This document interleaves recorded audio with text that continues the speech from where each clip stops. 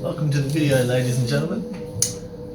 This video is going to be another review of one of my favourite episodes from the TV series, One Step Beyond,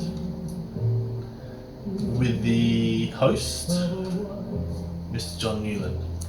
It's been a minute since I've made one of these. I've had a few things going on here and there. But I thought, this would be a good time to make a follow-up.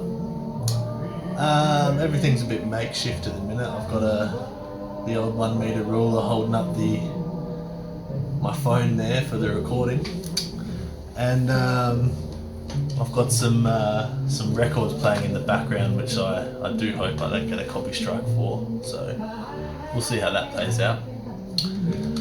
I did a bit of research because I was a bit concerned about getting a copyright strike showing this, and it turns out the creators of this TV series didn't renew their copyright in the 80s, I believe it was, and so because they didn't do that,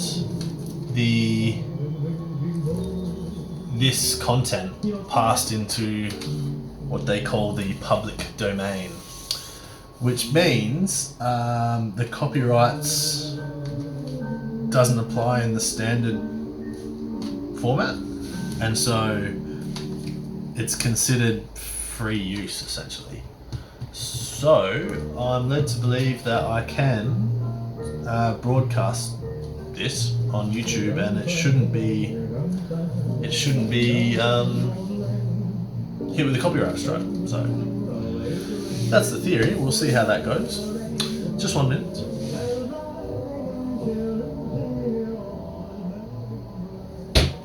Just wanted to turn that down a whisker. Yes, so I've selected for your viewing today this episode.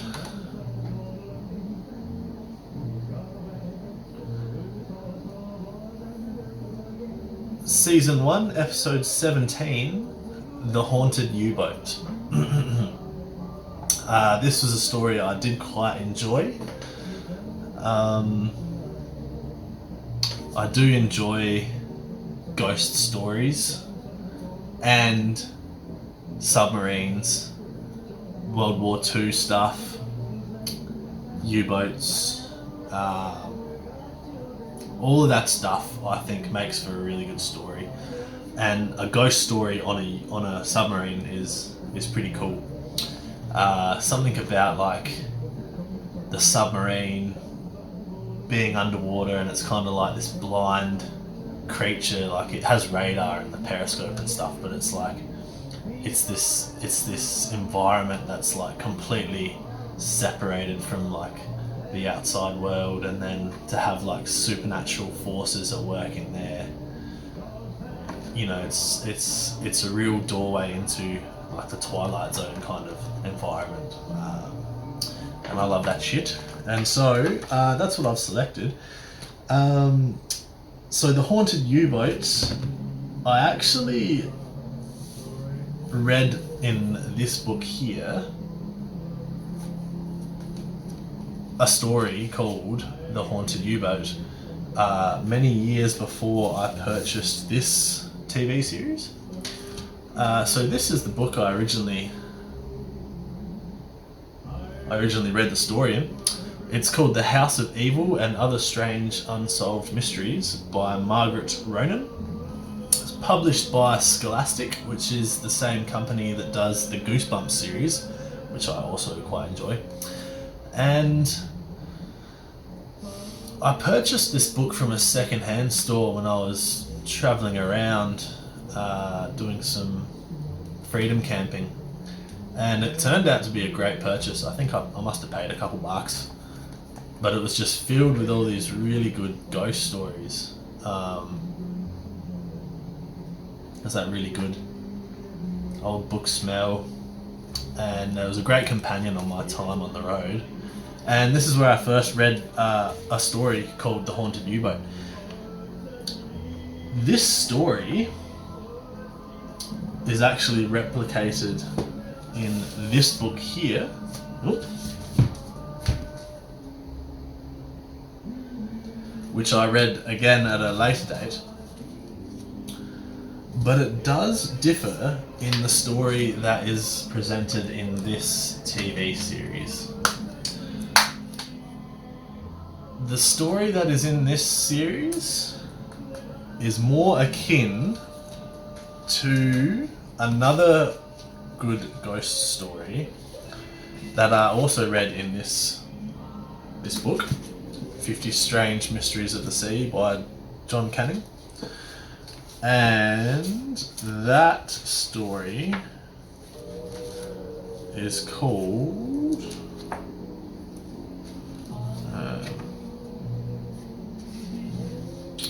I did bookmark it for you, but I seem to be having a bit of difficulty locating it.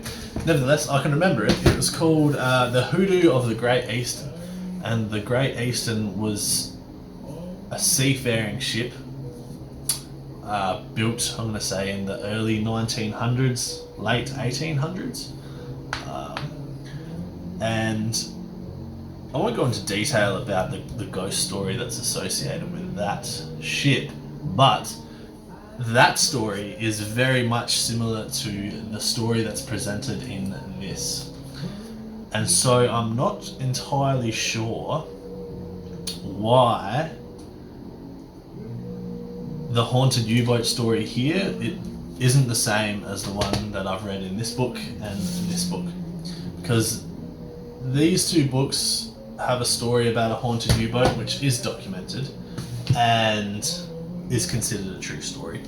And it's a bit shrouded in mystery, but it's a very, very good story, and I would encourage you to read that story. And the designation of the boat, the submarine from that story, is called UB-65, or Unterseeboot, which means underwater boat in German. 65. Unterseeboot 65, or UB-65. And so that is that story. I don't know the designation off the top of my head that's presented in this story, but I believe it's a different number. I don't think it is UB-65. So, with all that in mind, you and I together will watch this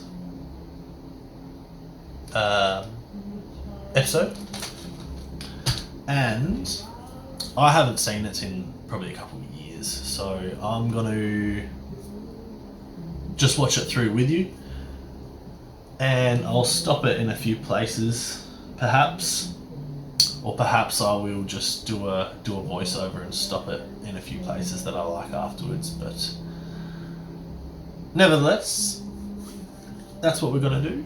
So buckle your seatbelts and get yourself ready to take that one step beyond with Mr. John Newland and myself.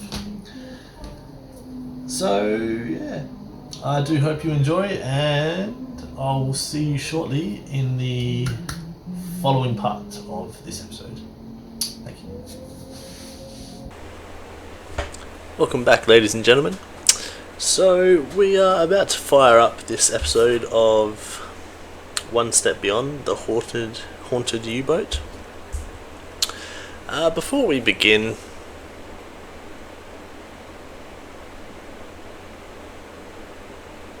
perhaps I'll save that for the end. Alright, so let's get this ship on the road.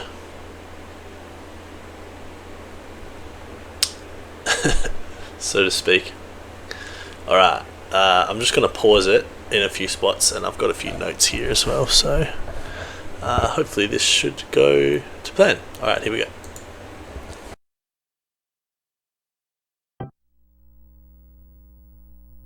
The amazing drama you're about to see is a matter of human record. You may believe it or not, but the real people who lived this story, they believe it. They know. They took that one step beyond.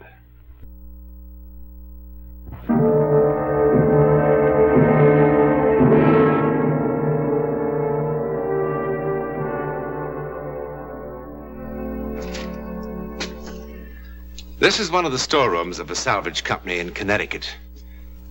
It may seem a most unlikely place to begin the incredible saga of German U-boat 147. But there's a reason for my being here. A fantastic reason, which I'll explain later.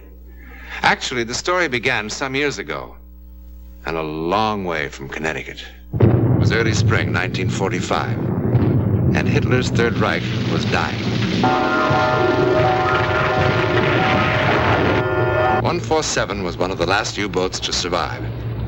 Now it waited off the coast of northern Germany to begin its final voyage. Der! Heil Hitler!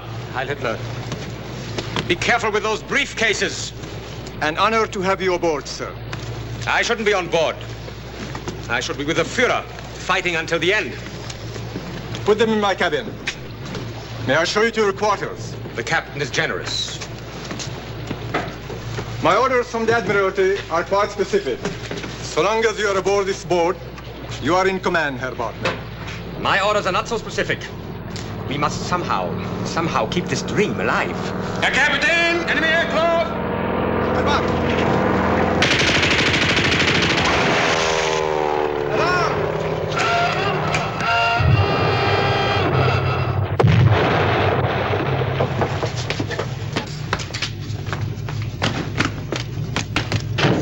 Secure! 40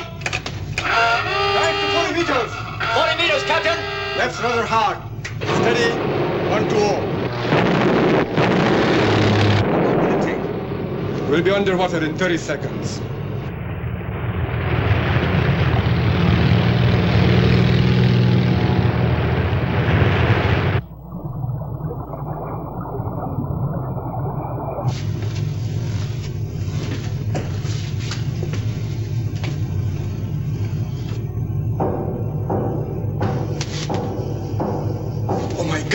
What is it? Someone is trapped on top! Surface at once! Surface at once, Captain! What are you doing? I'm going up after him. You can't. The plane will kill us all. One of my men is drowning up there. You cannot surface. I will not allow it. That is an order.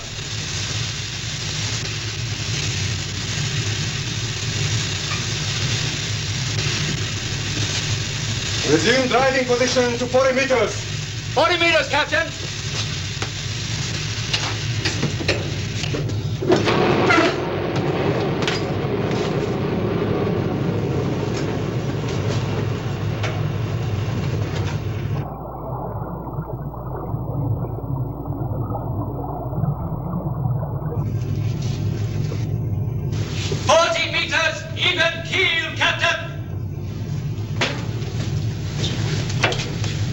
All stations. This is the captain. Check all personnel and report. Oh, I have never been on a U-boat. Is smoking permitted? No, Herr Bartmann. No? No, there is battery gas aboard. It might explode. What a bore. What a beautiful cigarette case. Yes, it is, isn't it? The inscription on the inside might interest you. The Führer. It was given to me at Nuremberg in 1938. A million voices singing the Horst Wessel song. The torches turning their faces red. Those were days, my boy.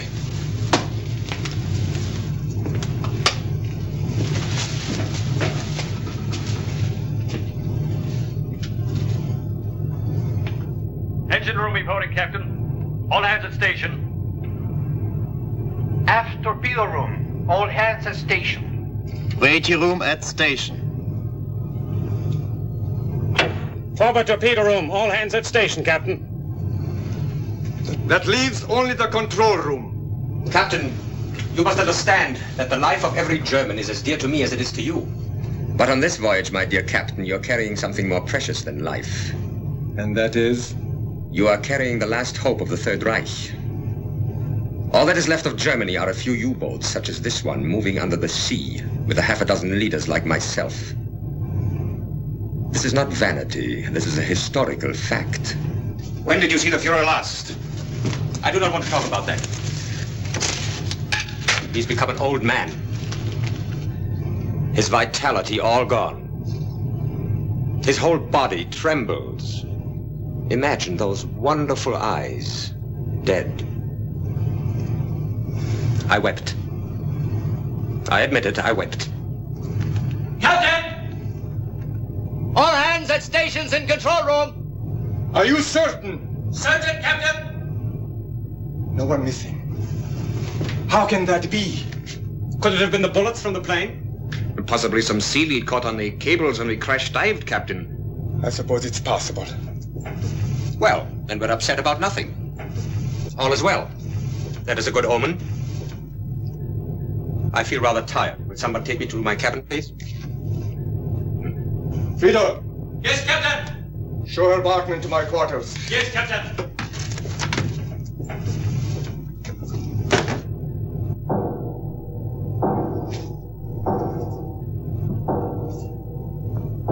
What is it? So there you go. That is the stage set for this episode. A few things to note. The protagonist, Herr Bartman, is... When I first watched this, I thought he was very reminiscent of Colonel Klink. For those of you who have seen Hogan's Heroes, which is not something I've particularly watched a lot of. It was on a bit when I was younger, but I thought he was quite reminiscent of Colonel Klink, who was the colonel of the what do you call it? The camp, the convict camp, prisoner of war camp. So it was a German prisoner of war camp holding British and I think other nationalities during the Second World War. It's a TV series, and yeah, Colonel Klink is like the head honcho, and Hogan's always like running circles around him, digging tunnels and making escape plans and stuff. And I just did some quick research, and it turns out, yes, actually it is Colonel Klink. Legit, the same guy. It's the actor that plays Colonel Klink from Hogan's Heroes. So that was interesting. And that's Herr Bartman, and he's the protagonist. And so, just to recap the setting, it's at the close of World War II. This is aboard a German submarine, and for the sake of the audience, this has been filmed in English. But they're actually supposed to be German soldiers speaking German. But for the sake of so it's not subtitles and we can understand, it's filmed in English. And some of their German, like the actors are putting on English-German accents, and some of them are a bit rough around the edges. One of the the men there, I thought he sounded a bit more Scottish than German. But yeah, so they've just boarded this submarine, and they're trying to get out of Germany, I think. I can't remember where they said this is, but yeah, they're trying to get away from. They're trying to get that guy, Herr Bartman, out of trouble. He's taken command of the submarine. Obviously, he's not a submariner, but he has command of the ship, even though he probably shouldn't, because he doesn't really understand any of that shit. And they've just gone underwater to get away from that plane, and there's this knocking coming from somewhere in the ship, and they can't figure out where it's coming from. And it's got Herr Bartman a little bit rattled. So that is the stage for the beginning of this episode, and we will crack on now and see where this takes us.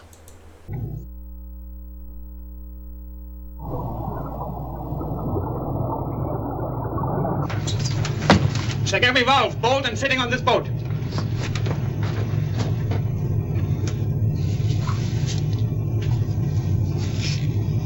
Nothing. Absolutely nothing. Keep looking.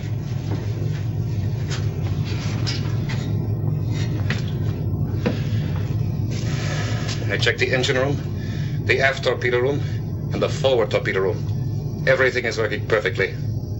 Oh, I found a loose sprocket on one of the ventilator fans, but that could not have caused the noise. Well, let's hope we are through with the sound. What's that? A little party. I gave the men permission. But they'll wake Herr Bartmann. The poor man finally fell asleep. I'll tell him to start. Lieutenant, didn't you hear me? I gave them permission.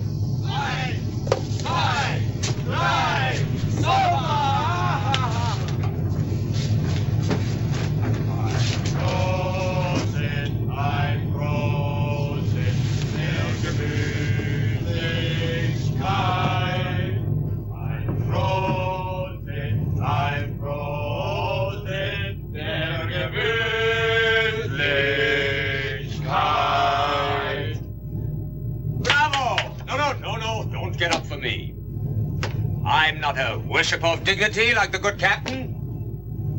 Some of my best memories are of being with young people at party meetings. They were like my own boys. Well now, whose birthday is it? My wife's, sir. Your wife's? How charming. Did they wake you up, Herr Bartmann? No, it's all right. The sound has stopped. Yes, it's more pleasant to be awake now. Go to my cabin. You will find a bottle of cognac there. Bring it here. At once. Your wife, huh? Well, how old is she? Elsa's 21. I hope. You hope? She's been reported missing. Oh, come now. Let's cheer up. I may have to send a message to Herr Goebbels saying that we have discovered a defeatist among us. Herr Goebbels will say, shoot him right away. Ah, thank you. Cognac, huh? It's better than beer, isn't it? Here we go. Little cognac for you. Little cognac for you. All right, here, my boy.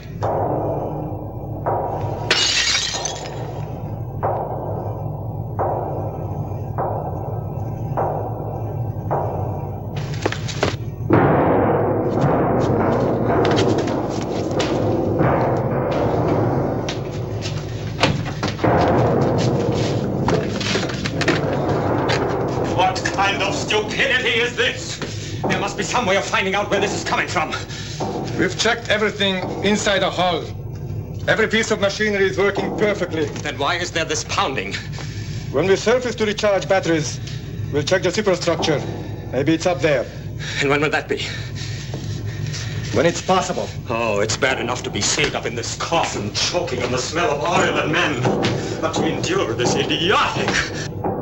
No! It's coming from here, yes, but there is nothing wrong. It's tight as a drum. Captain, I want to ask you a question. Well? Is it possible that one of the men in your crew is doing this deliberately? Deliberately? Why should anyone? Oh, come now. Don't be that simple-minded. I don't understand. To shatter my nerves, of course. To make it impossible for me to carry out my mission. That's ridiculous. I do not think so. Even if anyone wanted to, how could they? What do I know about U-boats? I would make a very satisfactory victim for the trick. Is there no way to stop this pounding? Will this pounding ever cease? Get the medical officer. Yes. What for? What for? A sedative, perhaps, Herr Bartmann. I do not need a sedative. I want the records of every man sent to my cabin. All the records are kept in the Admiralty in Berlin. Oh, that's most unfortunate. It might have been interesting to look into the captain's records also.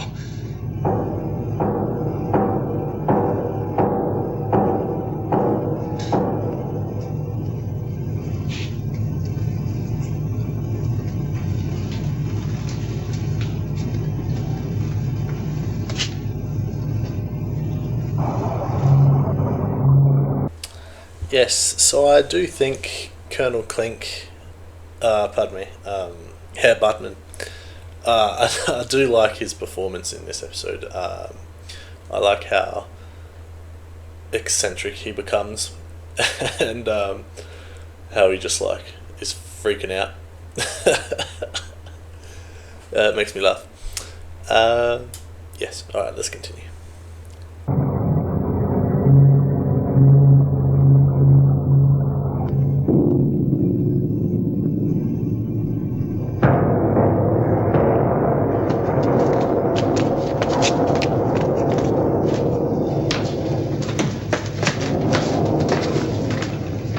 poundings in my cabin! Right outside the wall! Surface at once and find out what it is! We can't. It will be too dangerous. Surface at once! Surface at once! Surface at once, Captain!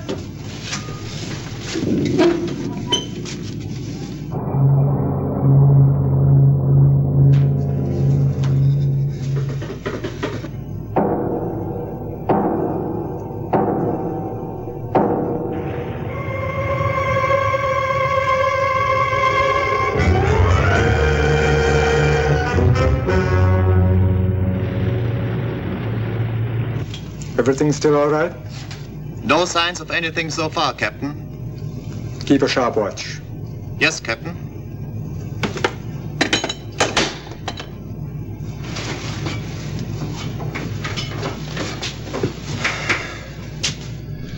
Nothing.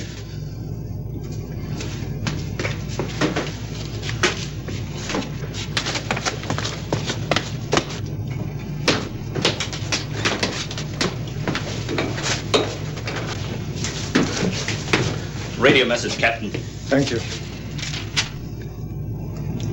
Where was this picked up? Shortwave from London.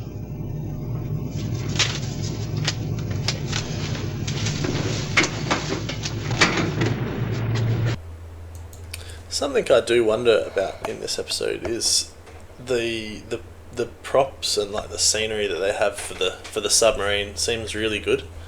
It makes me wonder if they filmed this actually aboard a U-boat somewhere. Just something I'm thinking about in the background here. Okay.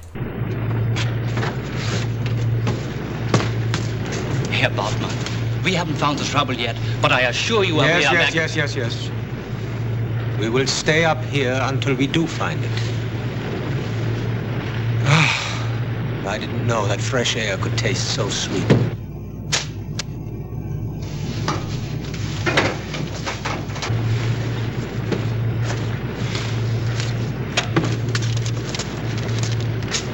For me?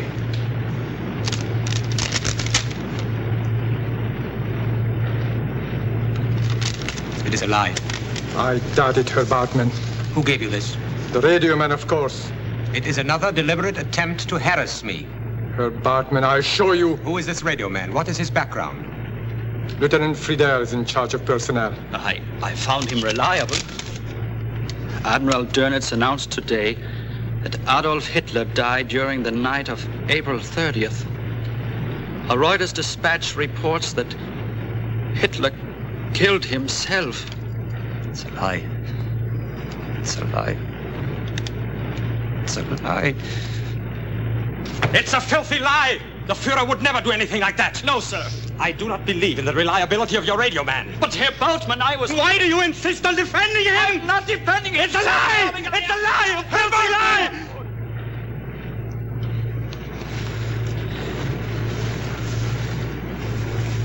Why are we fighting among ourselves? We're all that is left. Captain, I wish to speak to the men.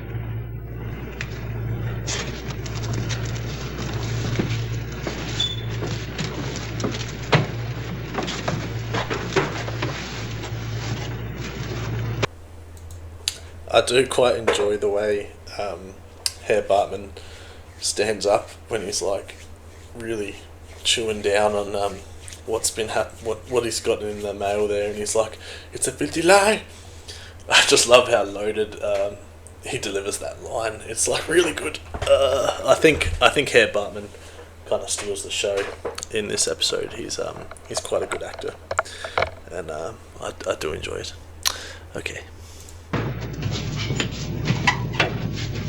Attention! This is the captain. Attention!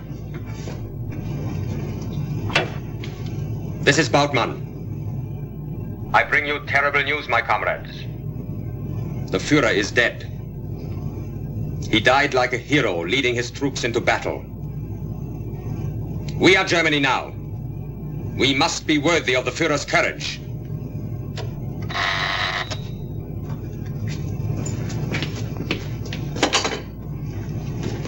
Captain.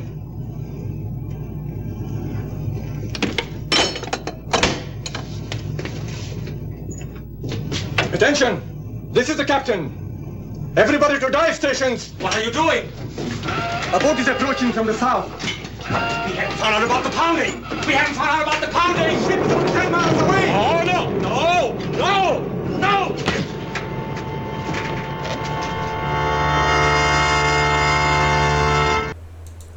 I love how he was subdued by a judo chop to the back of the neck there. Austin Powers would be proud of that. That's a good one.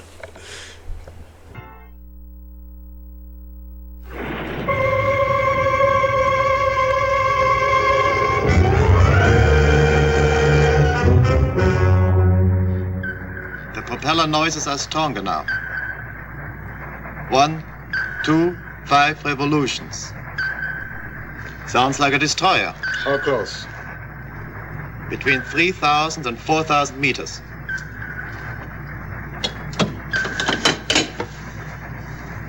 Lieutenant Schneider, This is the captain. What is our depth? 90 meters. An enemy destroyer is approaching. We will be under depth charge attack in approximately 4 minutes. You are to begin procedures for silent routine. Yes, Captain.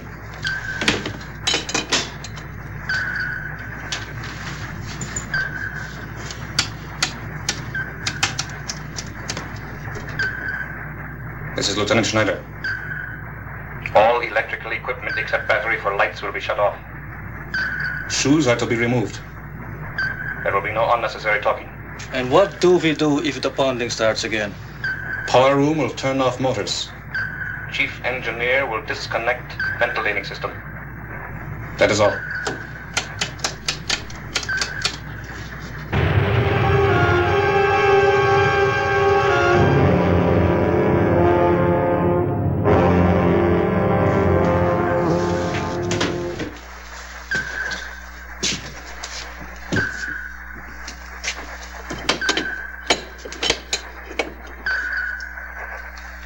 Giving further information.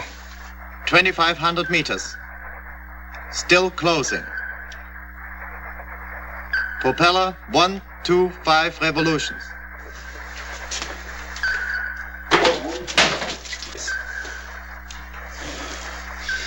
If that is the only sound we make, we will be all right, Captain. How close? 2,200 meters. Closing. No, wait. Going over to new course. Approximately 228. He may be losing us. He's veering away.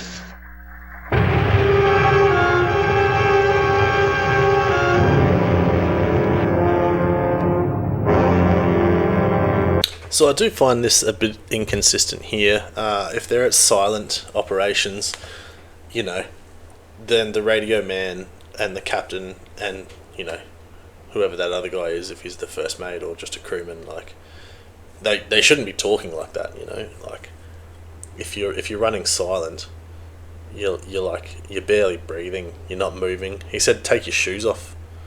So just a bit of inconsistency there. I think if the captain wanted to be monitoring, he would go to wherever the radio man is, or, you know, that room, and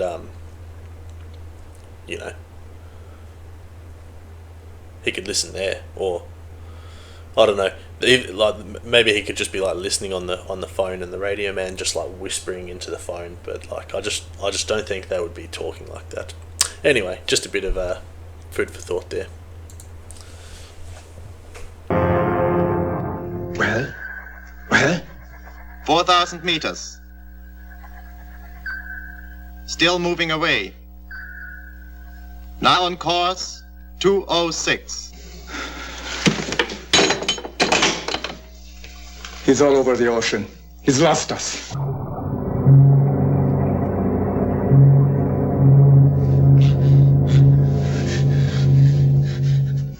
Where am I? Oh, I'm suffocating. I'm suffocating. I'm suffocating. I'm suffocating. I can't breathe. Get out.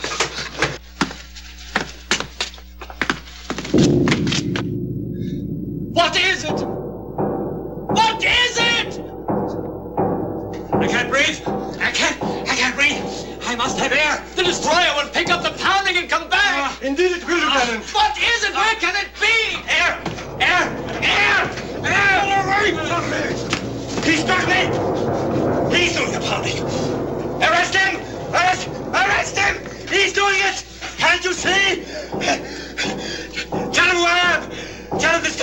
morning. Told him to stop the pounding. Oh, listen. I'm Bautmann. Remember, the Führer, he embraced me. He said to me, Nuremberg. Million voices, screaming.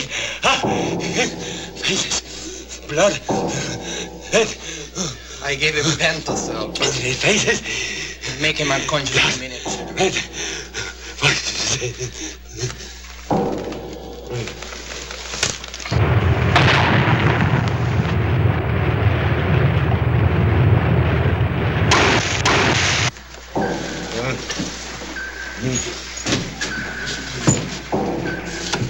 All stations. This is the captain. This is the captain. Rig for dip charges. Are we going to try to run for it, Captain? Run? Where can we run? We're setting ducks. It stopped. He's unconscious now. Will somebody give me a hand?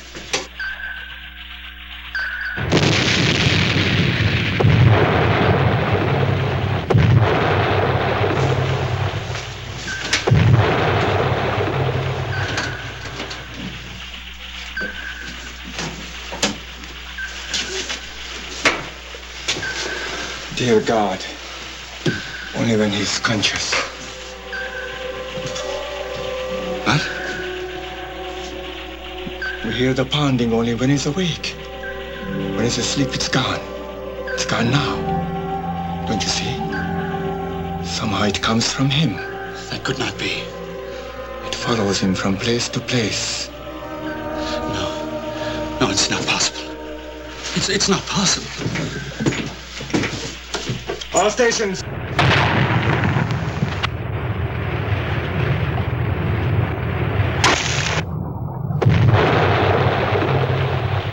This is the captain. Restore power and prepare to surface. Aim to forward tank. Left rudder.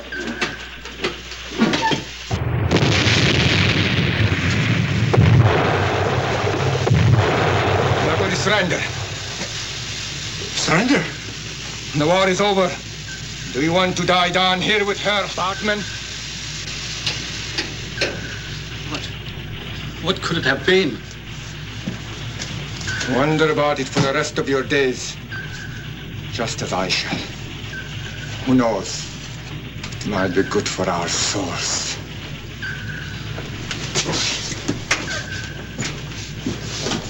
All hands! This is the captain. We are going to surrender. Through the courtesy of the Hornsby Salvage Company in Connecticut, I offer this wrench as one of the strangest mementos of World War II. In 1946, the Hornsby people bought U-boat 147 for scrap. When the outside hull of the ship was cut away, this wrench was found in the hands of a skeleton. During the frenzied war effort of the German U-boat yards, sometimes a workman died unnoticed inside the tank spaces, which then became his unmarked tomb. Now that explains the skeleton, but it doesn't explain the pounding. However, I have a theory. It's my own, of course. What about the man who held this wrench? What was he? Was he a slave laborer from the Balkans of France, Poland? Or was he a German whose hatred of the Nazis did not end with his death? What was he? In a moment, something about next week. And so there you have it, ladies and gentlemen. That's an interesting one. Very interesting indeed. So, in regards to my thoughts on that, I have found this particular story was not as good as I remembered it being. And I think that comes down to the fact that in my memory I was somewhat confusing this story with the story that from those books that I showed you earlier. about the haunted U-boat UB-65.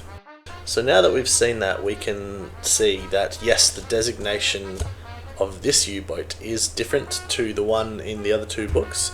The designation for this U-boat is UB-147. Okay. So I did a little bit of light digging, not very thorough, but I did some internet searching of the internet, and there is some inconsistencies in regards to this particular story and what is recorded through various sources. Just 1 minute.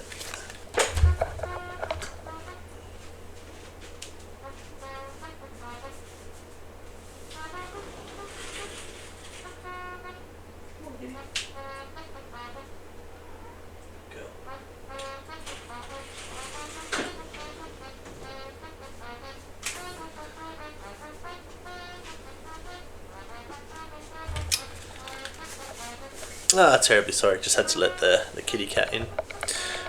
What was I saying? Yes, inconsistencies in the story. Yes, so light digging. I did some light digging, and what the information I found online was from a few obscure sources of people in my situation who have done similar research in regards to this episode and what history states, and just Wikipedia. And they seem to agree that this particular submarine that the story is about, UB-147, was not captured. It was actually sunk with all hands on its third voyage, is what Wikipedia says. So yes, destroyed. And so in regards to this salvage company in Connecticut, I couldn't find any information on the Hornsberry Salvage Company. Couldn't find any information about U-boat 147 being haunted. So not too sure about that. This series is supposed to be based on true stories, so I'm a little bit disappointed about this particular story.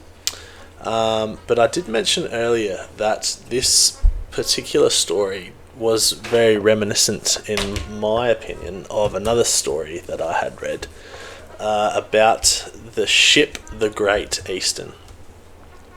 So offhand, I can't remember the details of that ghost story, apart from it being a very troubled ship.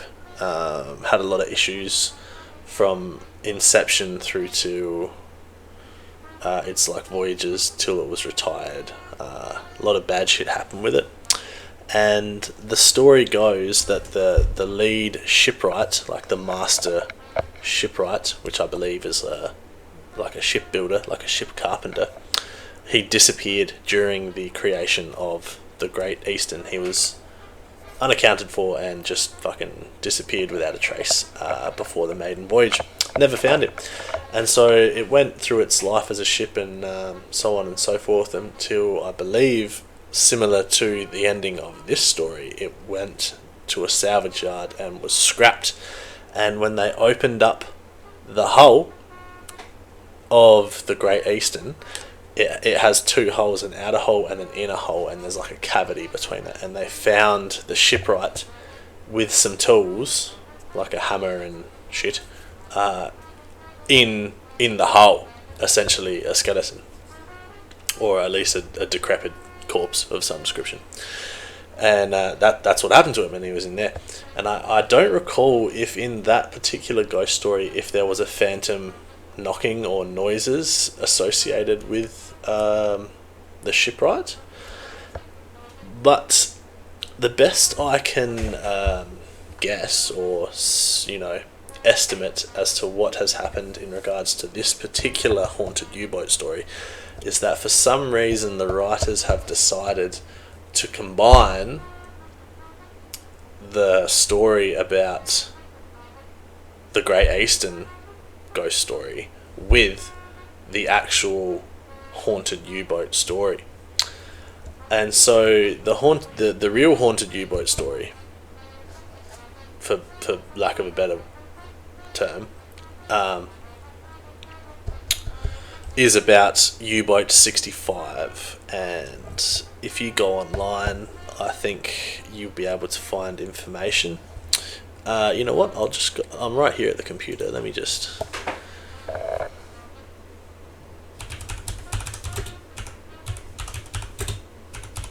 If I just put haunted U-boat 65 into Google. Let's have a look. The haunted U-boat.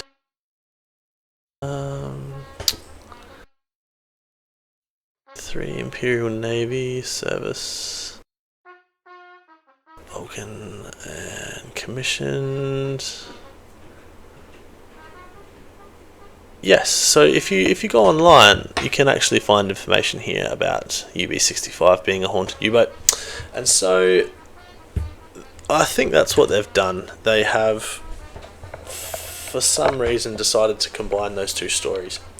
And personally, I think if they stuck to the real story of haunted U-boat 65, I think that would have been a better story, because there's ghosts, there's phantom happenings, there's people getting killed. I think it's the second officer.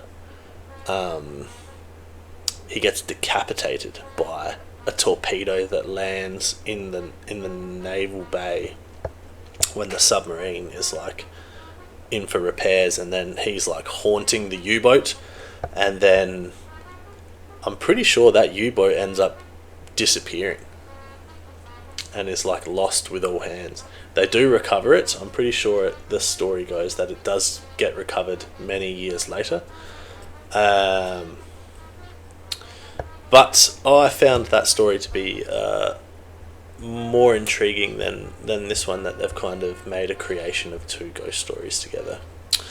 But in any case, I did still enjoy this episode. I think Colonel Klink puts on quite a good performance. I was quite happy to see him come through and do some things. And I love how excited and eccentric he becomes when he's freaking out about all that stuff. I do like the props. I do like anything to do with like the Second World War and Nazis and stuff. I think ever since I was little and I watched Indiana Jones and the Last Crusade with the Nazis in that, and yeah, even in that the Nazis are associated with like supernatural stuff, you know, with the Last Crusade and the goblet,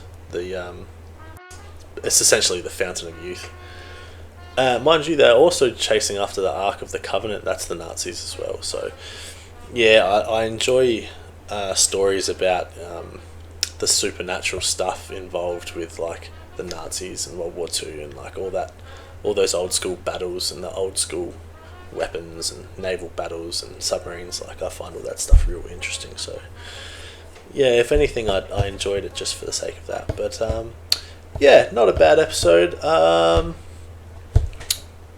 I think, yeah, not bad, but not as good as I remember it being. So yeah. Alright, and anyway, with that, ladies and gentlemen, I'd like to thank you for being with me on this journey of the recapping of some of my favourite episodes. And I would like to wish you all a lovely evening. I'll see you in the next one. Ciao.